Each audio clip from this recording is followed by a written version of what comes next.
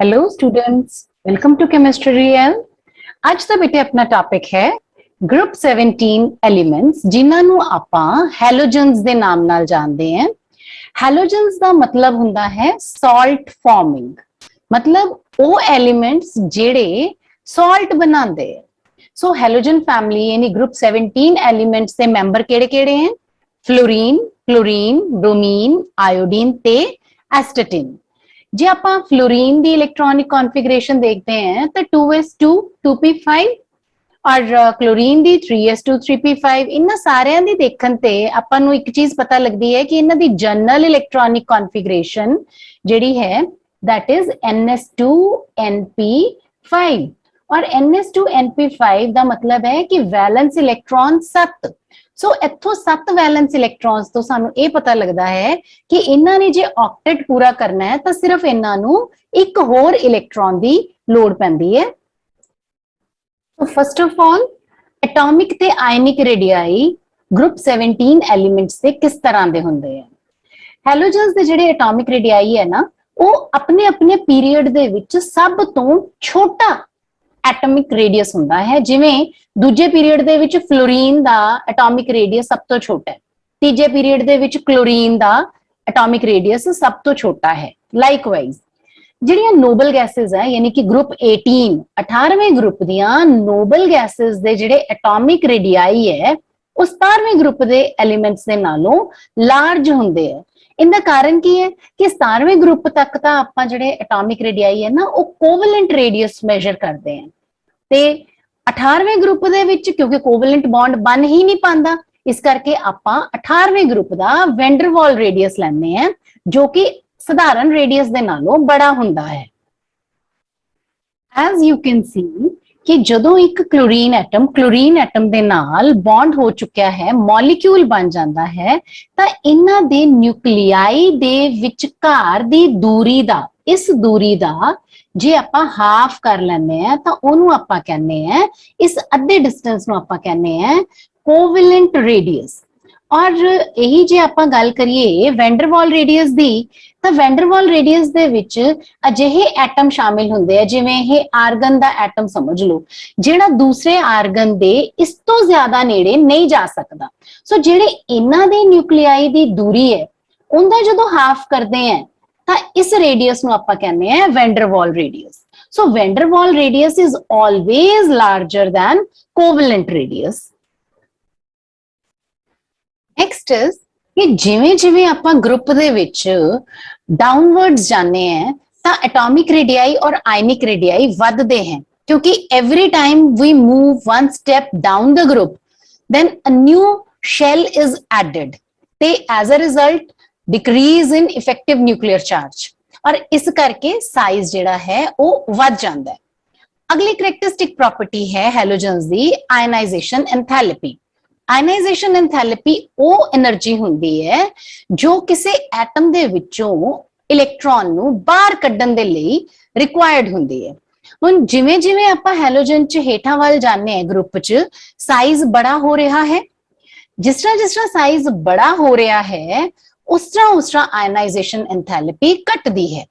Halogens दे case च की हुंदा है कि हैलोजन्स दा साइज अपने अपने पीरियड च पहले ही सब तो छोटा है, सो इस करके हैलोजन्स दी आयनाइजेशन एंथैल्पी हाई होएगी। ठीक है, क्योंकि इन्हां दा साइज वेरी स्मॉल है और इन्हां दे विच इफेक्टिव न्यूक्लियर चार्ज भी हाई है। जिद्दां जिद्दां आपां ग्रुप च हेठां वल जाने हैं तुसी देख सकते हो बेटा कि आयनाइजेशन एंथैल्पी वैल्यूज घट रही हैं। 1680 देन इट इज 1256 देन 1142 ते 1008 किलो जूल पर मोल। हुण जिद्दां जिद्दां ये हेठां वल नूं आपां जाने ना ते आयोडीन जिहड़ा है उनदे विच तां आयनाइजेशन एंथैल्पी जिहड़ी है वो तकरीबन मैटालिक रेंज दे विच ही आपां कह सकते हैं कि उस तो ज्यादा हुंदी है, पर फिर भी कंपैरेटिव हुंदी है।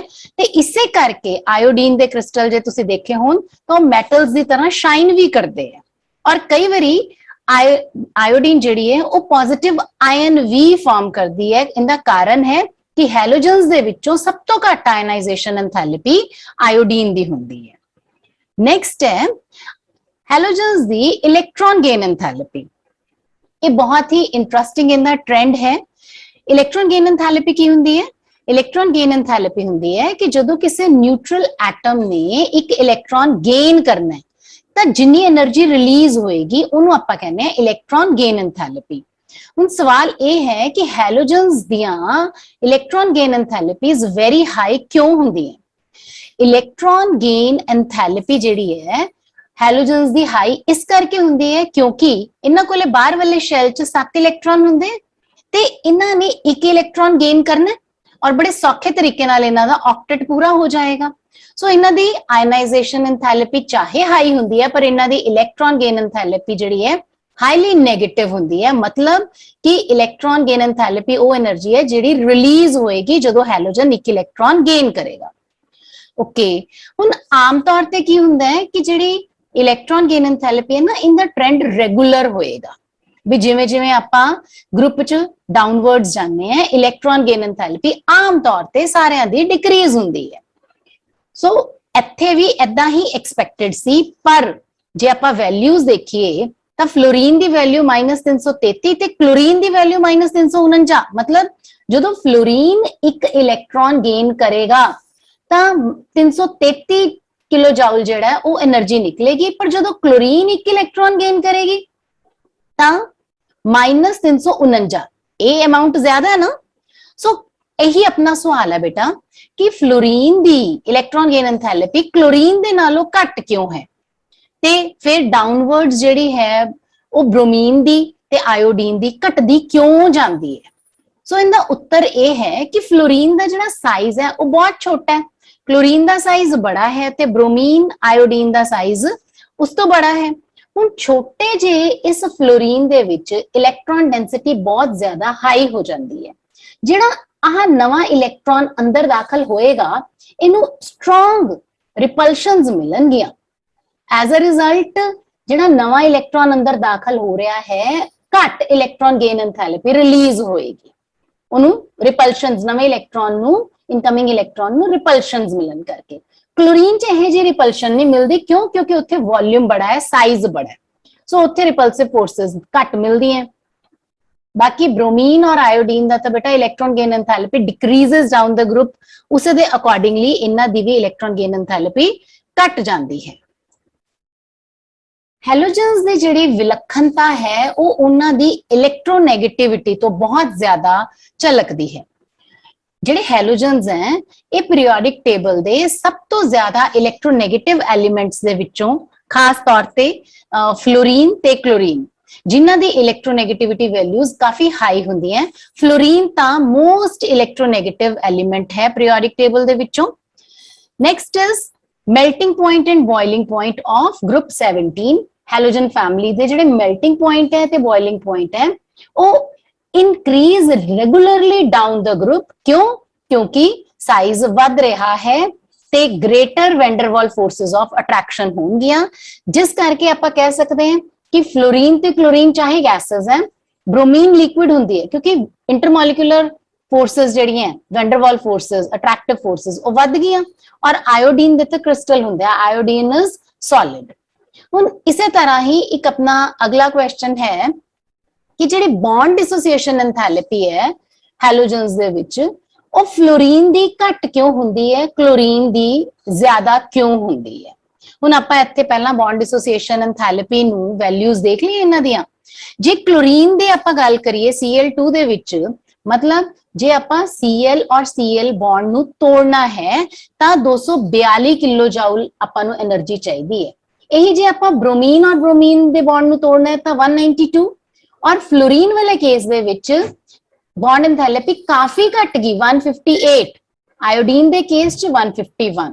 हुण इनदा कारण की हुंदा है बेटा? इनदा कारण फ्लोरीन दी बॉन्ड डिसोसिएशन एनर्जी घट होण दा कारण की है कि फ्लोरीन दे साइज दे विच छोटा ये मतलब स्मॉल साइज होने करके जिहड़ियां इन्हां दियां इंटर इलेक्ट्रॉनिक रिपल्शंस हैं वो बहुत हाई हुंदी है। देखो इत्थे एक इलेक्ट्रॉन पेयर बॉन्ड पेयर च है, बाकी तां फ्लोरीन दे लोन पेयर्स ही हैं। सो छोटा साइज होने करके लोन पेयर्स दियां रिपल्शंस बहुत ज्यादा हो जाती हैं। एज अ रिजल्ट इनदी बॉन्ड डिसोसिएशन एनर्जी घट जाती है। मतलब फ्लोरीन दा जिहड़ा बॉन्ड है ये तोड़ना ज्यादा आसान हुंदा है। Okay, next is very another very important question, that is कि हैलोजन्स ਜਿਹੜੇ ਹੈ ਉਹ ਕਲਰਡ ਦਿਸਦੇ ਹੈ, मतलब हैलोजन्स ਦਾ रंग ਹੁੰਦਾ ਹੈ। ਜਿਵੇਂ ਫਲੋਰੀਨ ਜਿਹੜਾ ਲਾਈਟ ਯੈਲੋ ਕਲਰ ਦਾ ਹੁੰਦਾ ਹੈ, ਕਲੋਰੀਨ ਗ੍ਰੀਨਿਸ਼ ਯੈਲੋ ਹੁੰਦਾ ਹੈ, ब्रोमीन रेडिश ब्राउन ਹੁੰਦਾ ਤੇ ਆਇਓਡੀਨ ਡਾਰਕ ਵਾਇਲਟ ਹੁੰਦਾ। ਹੁਣ ਇਹ ਕਲਰ ਕਿਉਂ ਹੁੰਦੇ ਹੈ ਬੇਟਾ? ਕਲਰ ਕਿਸੇ ਵੀ ਚੀਜ਼ ਦਾ ਕਿਉਂ ਅਪੀਅਰ ਹੁੰਦਾ ਹੈ? ਕਿਉਂਕਿ ਉਹਨੇ ਰੇਡੀਏਸ਼ਨ ਦਾ ਵਿਜ਼ੀਬਲ ਰੀਜਨ ਦੇ ਵਿੱਚੋਂ ਕੁਝ ਹਿੱਸਾ ਐਬਜ਼ੌਰਬ ਕਰ ਲੈਣਾ ਹੈ ਤੇ ਜਿਹੜੇ ਅੰਦਰ ਇਲੈਕਟ੍ਰੋਨਸ ਹੈ ਉਹ ਹਾਇਰ ਸ਼ੈਲਸ ਦੇ ਵਿੱਚ ਐਕਸਾਈਟ ਹੋ ਜਾਂਦੇ ਹੈ ਤੇ ਜਿਹੜੀ ਬਾਕੀ ਦੀ ਲਾਈਟ ਹੈ ਉਹ ਟਰਾਂਸਮਿਟ ਹੋ ਜਾਂਦੀ ਹੈ। ਹੈਲੋਜਨਸ ਦੇ ਕੇਸ 'ਚ ਫਲੋਰੀਨ ਜਿਹੜਾ ਸਭ ਤੋਂ ਛੋਟਾ ਹੈ ਤੇ ਇਹਦਾ ਇਫੈਕਟਿਵ ਨਿਊਕਲੀਅਰ ਚਾਰਜ ਵੀ ਸਭ ਤੋਂ ਵੱਧ ਹੈ। ਸੋ ਇਹਦੇ ਵਿੱਚ ਇਹ ਬਹੁਤ ਹੀ ਸਟਰੋਂਗ એનર્ਜੀ ਵਾਲੀ ਲਾਈਟ ਯਾਨੀ ਕਿ ਵਾਇਲਟ ਲਾਈਟ ਐਬਜ਼ੌਰਬ ਕਰ ਲੈਂਦਾ ਹਾਈ એનર્ਜੀ ਦੀ, ਤੇ ਬਾਕੀ એનર્ਜੀ ਕਿਹੜੀ ਬਚੀ ਬੇਟਾ? ਲਾਈਟ ਯੈਲੋ ਕਲਰ ਬਚਾ, ਉਹ ਜਿਹੜਾ ਹੈ ਰਿਫਲੈਕਟ ਕਰ ਦਿੰਦਾ, ਟਰਾਂਸਮਿਟ ਕਰ ਦਿੰਦਾ। ਇਸ ਕਰਕੇ ਫਲੋਰੀਨ ਦੇ ਕੇਸ 'ਚ ਆਪਾਂ ਨੂੰ ਲਾਈਟ ਯੈਲੋ ਕਲਰ ਦਿਖਦਾ। ਆਇਓਡੀਨ ਦੇ ਕੇਸ 'ਚ ਕਹਾਣੀ ਇਸ ਤੋਂ ਉਲਟ ਹੈ। ਆਇਓਡੀਨ ਦਾ ਸਾਈਜ਼ ਵੱਡਾ ਹੈ, ਇਫੈਕਟਿਵ ਨਿਊਕਲੀਅਰ ਚਾਰਜ ਘੱਟ ਹੈ, ਇਸ ਕਰਕੇ ਇਲੈਕਟ੍ਰੋਨ ਨੂੰ ਐਕਸਾਈਟ ਹੋਣ ਦੇ ਲਈ ਥੋੜੀ ਹੀ ਲਾਈਟ ਦੀ ਲੋੜ ਪੈਂਦੀ ਹੈ। ਘੱਟ એનર્ਜੀ ਵਾਲੀ ਰੇਡੀਏਸ਼ਨਸ ਯਾਨੀ ਇਹ ਯੈਲੋ ਰੇਂਜ ਦੇ ਵਿੱਚੋਂ ਲਾਈਟ ਐਬਜ਼ੌਰਬ ਕਰਦਾ ਹੈ ਤੇ ਵਾਇਲਟ ਰੇਂਜ ਦੇ ਵਿੱਚ ਇਹ ਟਰਾਂਸਮਿਟ ਕਰ ਦਿੰਦਾ, ਇਸ ਕਰਕੇ ਇਹਦਾ ਕਲਰ ਸਾਨੂੰ ਡਾਰਕ ਵਾਇਲਟ ਦਿਖਦਾ। ਨੈਕਸਟ ਹੈ ਆਕਸੀਡੇਸ਼ਨ ਸਟੇਟ। ਹੈਲੋਜਨ ਫੈਮਿਲੀ ਦੇ ਵਿੱਚ ਬਾਹਰ ਵਾਲੇ ਸ਼ੈਲ 'ਚ 7 ਇਲੈਕਟ੍ਰੋਨ ਹੁੰਦੇ ਐਜ਼ ਯੂ ਕੈਨ ਸੀ। ਸੋ ਇਹ 7 ਜਿਹੜੇ ਹੈ ਜਦੋਂ ਆਪਣੀ ਐਕਸਾਈਟਿਡ ਸਟੇਟ ਦੇ ਵਿੱਚ ਜਾਂਦੇ ਆ, ਜਿਵੇਂ ਪਹਿਲੀ ਐਕਸਾਈਟਿਡ ਸਟੇਟ ਦੇ ਵਿੱਚ ਆ ਪੇਅਰ ਜਿਹੜਾ ਹੈ ਇਹ ਅਨਪੇਅਰ ਹੋ ਜਾਂਦਾ ਹੈ ਜਿੱਥੇ ਵੇਕੈਂਟ ਡੀ ਆਰਬਿਟਲਸ ਹੋਣਗੇ। ਇੱਥੇ ਬੇਟੇ ਇਹ ਕਲੀਅਰ ਕਰਨਾ ਬਹੁਤ ਇੰਪੋਰਟੈਂਟ ਹੈ ਕਿ ਫਲੋਰੀਨ ਸਾਰੇ ਹੈਲੋਜਨਸ ਦੇ ਵਿੱਚੋਂ ਕੱਲੀ ਐਸੀ ਹੈਲੋਜਨ ਹੈ, ਕੱਲਾ ਐਸਾ ਐਲੀਮੈਂਟ ਹੈ ਜਿੰਦੀ ਕੇਵਲ ਇੱਕੋ ਹੀ ਆਕਸੀਡੇਸ਼ਨ ਸਟੇਟ ਹੈ, ਉਹ ਵੀ -1। ਬਾਕੀ ਹੈਲੋਜਨਸ ਦੇ ਵਿੱਚ ਹਾਇਰ ਆਕਸੀਡੇਸ਼ਨ ਸਟੇਟ ਜਿਵੇਂ ਕਿ +1 +3 +5 +7 ਹੁੰਦੇ ਹੈ, ਪਰ ਫਲੋਰੀਨ ਦੇ ਕੇਸ ਦੇ ਵਿੱਚ it is always only -1। Reason being fluorine ਦੇ ਵਿੱਚ ਐਬਸੈਂਸ ਆਫ 2d ਆਰਬਿਟਲਸ ਹੁੰਦਾ। ਹੁਣ ਆਪਾਂ ਇਹ ਦੇਖੀਏ ਕਿ ਆਹ ਵਾਲੀ ਆਕਸੀਡੇਸ਼ਨ ਸਟੇਟਸ ਕਿਵੇਂ ਬਣਦੀਆਂ। ਜਿਵੇਂ ਜੇ ਆਪਾਂ ਆ ਗਰਾਊਂਡ ਸਟੇਟ ਦੇਖਦੇ ਹਾਂ, ਜੇ ਤਾਂ ਇੱਕ ਇਲੈਕਟ੍ਰੋਨ ਸ਼ੇਅਰ ਹੋ ਗਿਆ ਤਾਂ +1 ਸਟੇਟ ਬਣ ਗਈ, और जे एक इलेक्ट्रॉन गेन कर लिया तो -1 स्टेट बन गई। जो पहली एक्साइटेशन होती है तो 3 अनपेयर्ड आ गए, दैट मींस +3 ऑक्सीडेशन स्टेट होगी। दूसरी एक्साइटेशन ते आ वाला पेयर भी अनपेयर हो गया, एज अ रिजल्ट 1 2 3 4 5 अनपेयर हो गए, तब 5 शेयरिंग दे विच जा सकते हैं, सो +5 ऑक्सीडेशन स्टेट होगी। एंड फाइनली जो ए वाला भी अनपेयर हो जाता है तो टोटल 7 अनपेयर हो गए, तो +7 जिहड़ी है ऑक्सीडेशन स्टेट इत्थे बन जाती है, जो कि उन्हां केसेस दे विच होएगी जिथे डी ऑर्बिटल्स जिहड़े बॉन्डिंग च भाग लैंदे। हैलोजन्स किस तरह के बॉन्ड बनाते हैं? हैलोजन्स 2 तरह के बॉन्ड बनाते हैं, कोवेलेंट भी बना सकते हैं ते आयनिक भी बना सकते हैं। हैलोजन्स जिहड़े हैं मैटल्स दे नाल आयनिक बॉन्ड बनाते हैं। क्यों? क्योंकि मैटल्स ने इलेक्ट्रॉन लूज करने हैं ते पॉजिटिव आयन बनाना है। हैलोजन्स ने कोई भी हैलोजन है उन्हें एक इलेक्ट्रॉन गेन करना है ते अनायन बनाना है, सो इन्हां दे विच आपस च आयनिक बॉन्ड बनेगा। हुण जे हैलोजन्स नॉन मैटल्स की तरह आपस दे विच ही कंबाइन करदे हैं या किसी होर नॉन मैटल नाल कंबाइन करदे हैं तो उत्थे शेयरिंग ऑफ इलेक्ट्रॉन्स दे नाल इन्हां दे विच कोवेलेंट बॉन्डिंग जिहड़ी है बनदी है ते काफी कंपाउंड्स उहदे च बन जाते हैं। So halogen form many compounds with non metals by covalent bonding. जे हैलोजन्स दी आपां नूं ऑक्सीडाइजिंग नेचर बारे थोड़ी जी समझ आ जाए तो आपां एक बहुत ही इंपॉर्टेंट क्वेश्चन है जिहड़ा आंसर कर सकते हैं।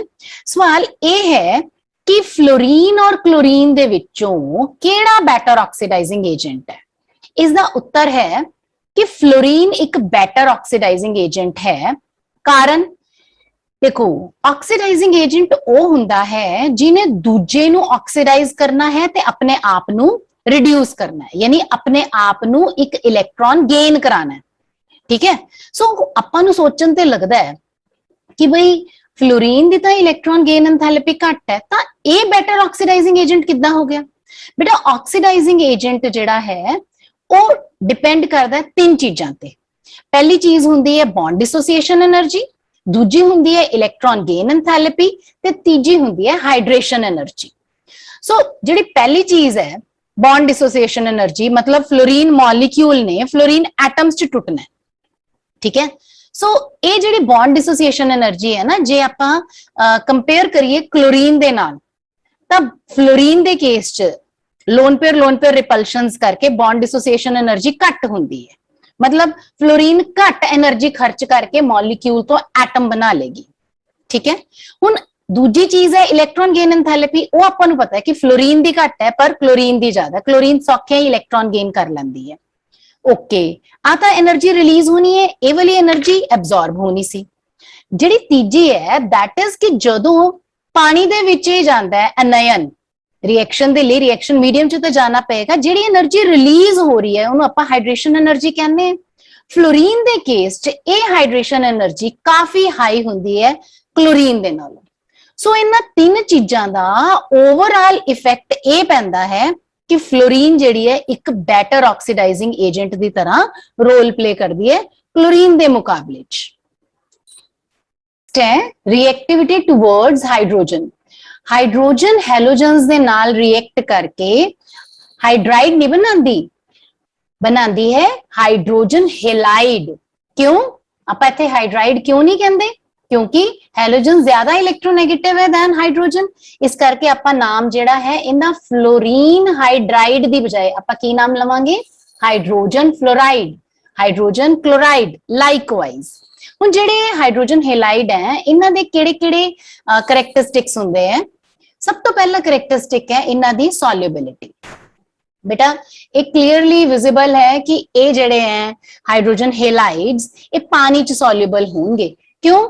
क्योंकि ये पोलर इन नेचर है। पोलर का मतलब देखो हुण जे आपां HF ही देखते हैं तां जिहड़ा शेयर्ड पेयर ऑफ इलेक्ट्रॉन है, जिहड़ा बॉन्ड है, ये फ्लोरीन दे इलेक्ट्रोनेगेटिव नेचर होण करके इहदे वल ज्यादा अट्रैक्टेड रहिंदा है। So as a result fluorine दे उत्ते पार्शियल नेगेटिव चार्ज आ जाएगा और हाइड्रोजन दे उत्ते पार्शियल पॉजिटिव चार्ज आ जाएगा।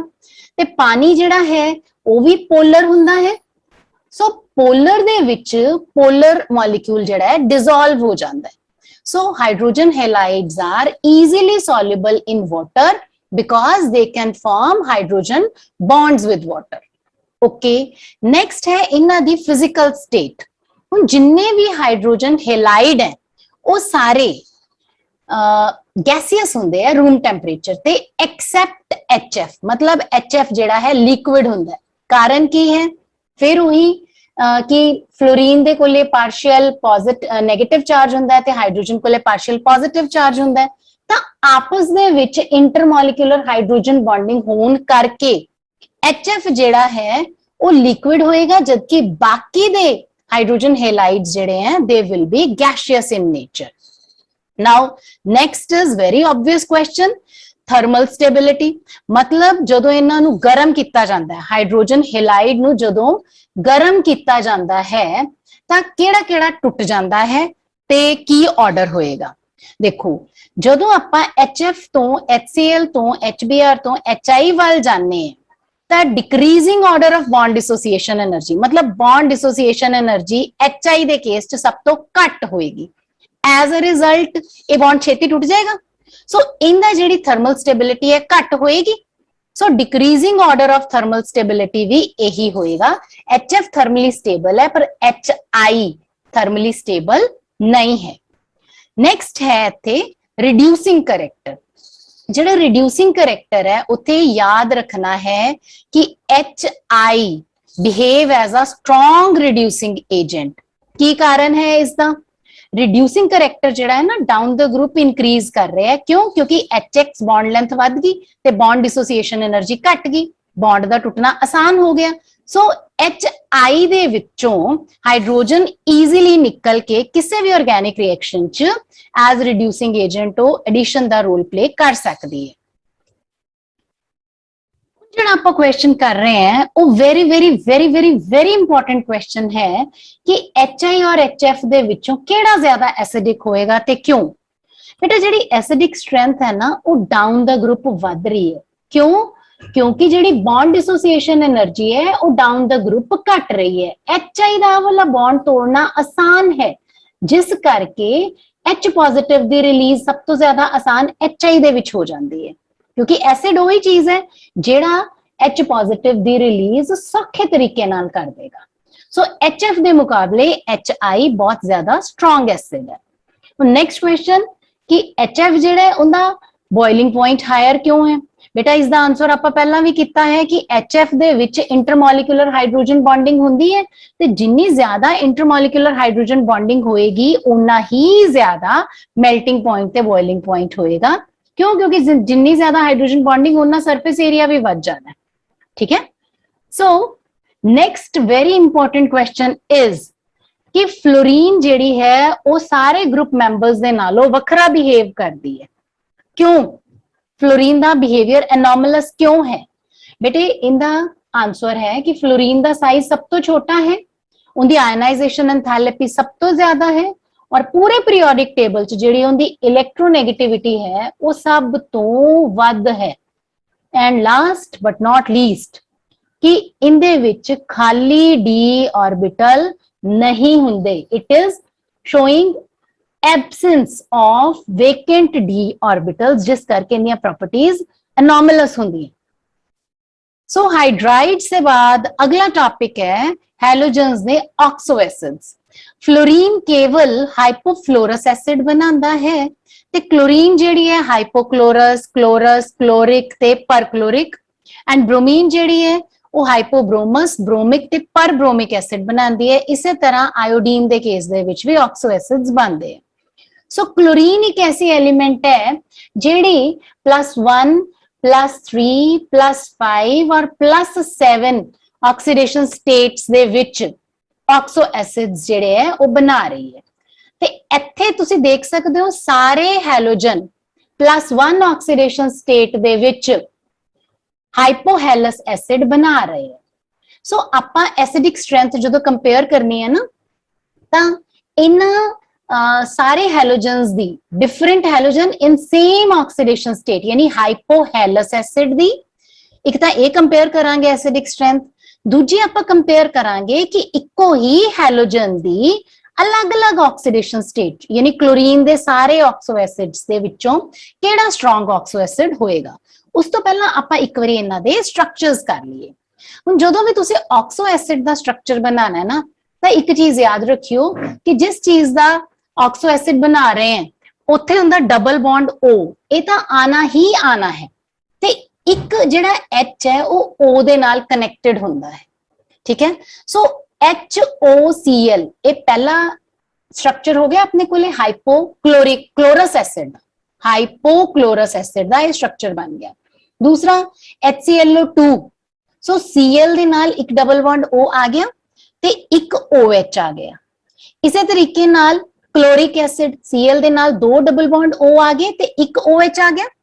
लास्ट इज HClO4, इत्थे तीन अपने कोले डबल बॉन्ड्स O आ गए और एक OH। सो इस स्ट्रक्चर बनाने दी टेक्निक नू आपां भुलना नहीं है, याद रखना। सो हुण आपां हैलोजेंस दे हाइपोहेलस एसिड यानी हाइपोक्लोरस, हाइपोब्रोमस और हाइपोआयोडस एसिड दी एसिडिक स्ट्रेंथ देखनी है। सो इन्हां दे विचों जिहड़ा ऑर्डर है HClO जिहड़ा है सब तो वध एसिडिक होएगा ते HIO सब तो घट एसिडिक होएगा। इनका कारण की है? एसिड वही चीज हुंदी है बेटे जिन्हें प्रोटोन यानी कि H पॉजिटिव बाहर कढ़ना है। Cl इलेक्ट्रोनेगेटिव है, क्लोरीन ने ऑक्सीजन कोलों शेयर्ड पेयर अपने वाल नूं खिंच लिया ते ऑक्सीजन भी इलेक्ट्रोनेगेटिव है, इन्हें हाइड्रोजन दे कोलों शेयर्ड पेयर खिंच लिया। एज अ रिजल्ट इत्थे H पॉजिटिव दा रिलीज आसान हो जाएगा। बट ब्रोमीन जिहड़ी है वो इन्नी इलेक्ट्रोनेगेटिव नहीं है। सो एज अ रिजल्ट ये ऑक्सीजन कोलों नहीं खिंचेगी ते ऑक्सीजन जिहड़ा हाइड्रोजन कोलों इलेक्ट्रॉन पेयर नहीं खिंचेगा। इत्थे जिहड़ी रिलीज है वो थोड़ी जी मुश्किल हो जाती है। That's why hypochlorous acid is more acidic. Okay, next question जिहड़ा आपां डिस्कस करना है दैट इज कि इन चारां दे विचों perchloric, chloric, chlorous and hypochlorous, इन्हां चारां दे विचों परक्लोरिक एसिड सब तो स्ट्रॉन्ग हुंदा है। एक बेटे इत्थे याद रखो कि जदों भी आपां किसे ऑक्सीडेशन स्टेट नू नेम करदे हैं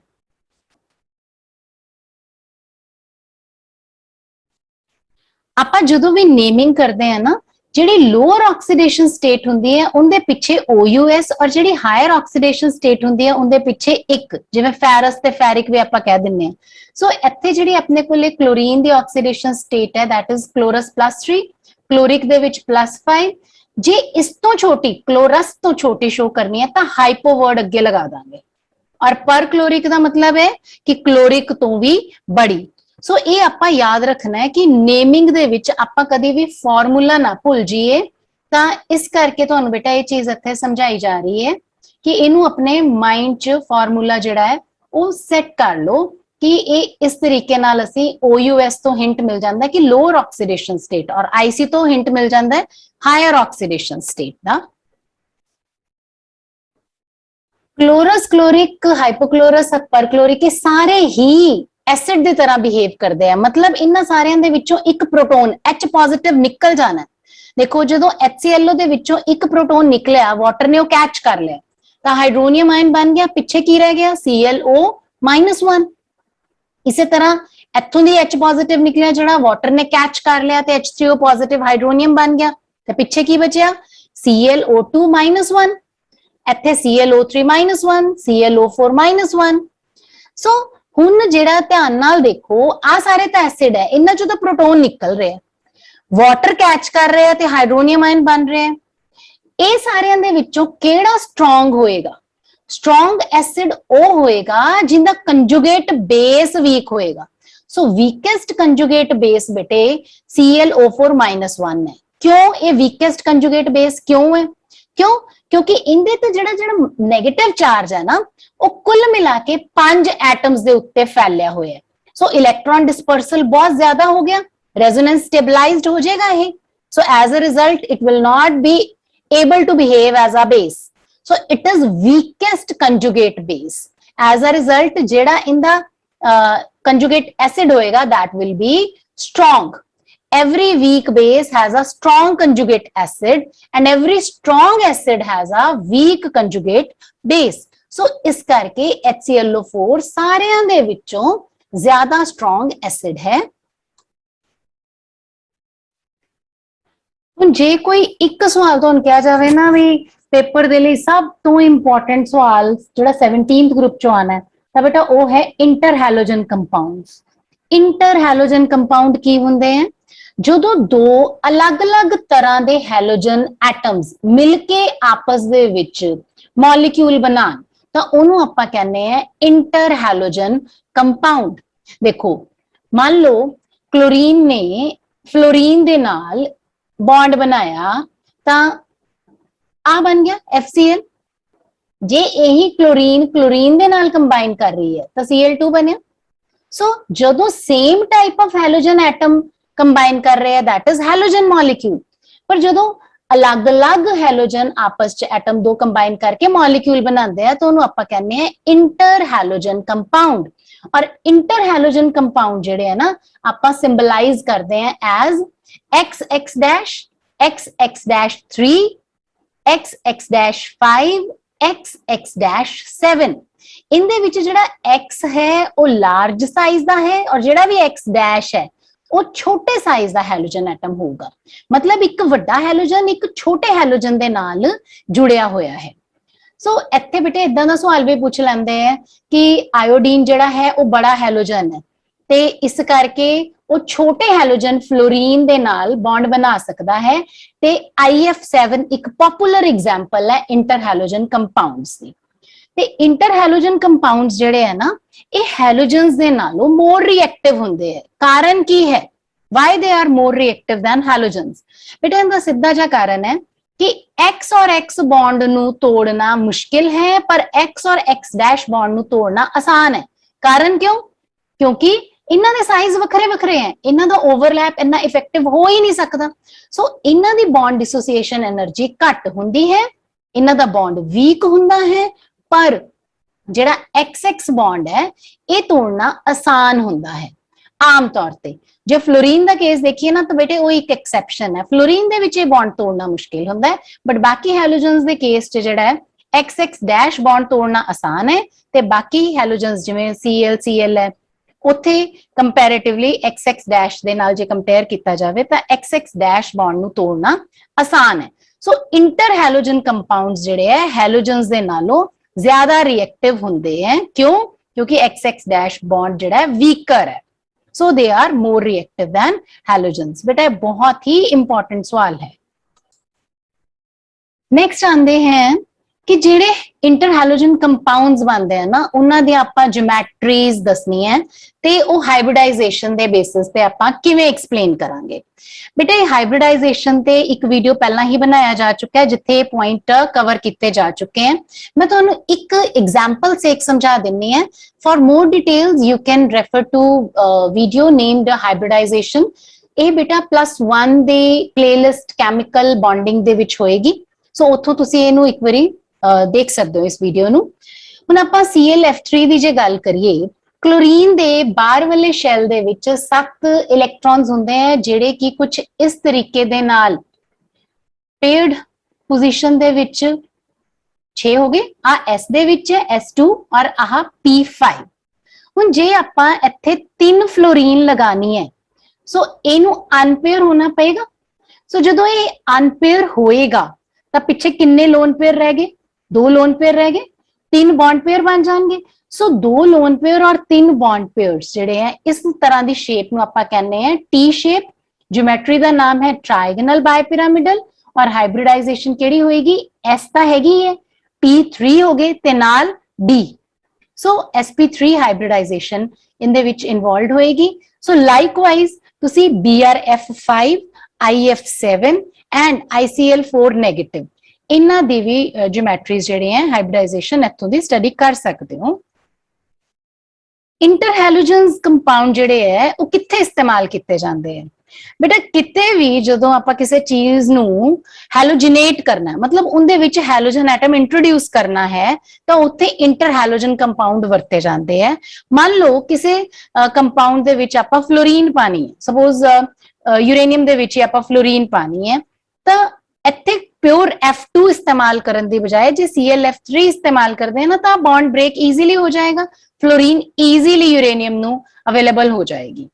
ਇਸ ਤੋਂ ਇਲਾਵਾ ਇੰਟਰ ਹੈਲੋਜਨ ਕੰਪਾਊਂਡ ਜਿਹੜੇ ਹੈ ਉਹ ਪਾਣੀ ਤੋਂ ਇਲਾਵਾ ਨॉन ਐਕਵਸ ਸੋਲਵੈਂਟ ਜਿਹਨੂੰ ਆਪਾਂ ਕਹਿੰਦੇ ਹਾਂ ਪਾਣੀ ਤੋਂ ਇਲਾਵਾ ਜਿਹੜੇ ਸੋਲਵੈਂਟ ਹੈ ਉਹਨਾਂ ਨੂੰ ਕਹਿੰਦੇ ਆ ਨॉन ਐਕਵਸ ਸੋਲਵੈਂਟ।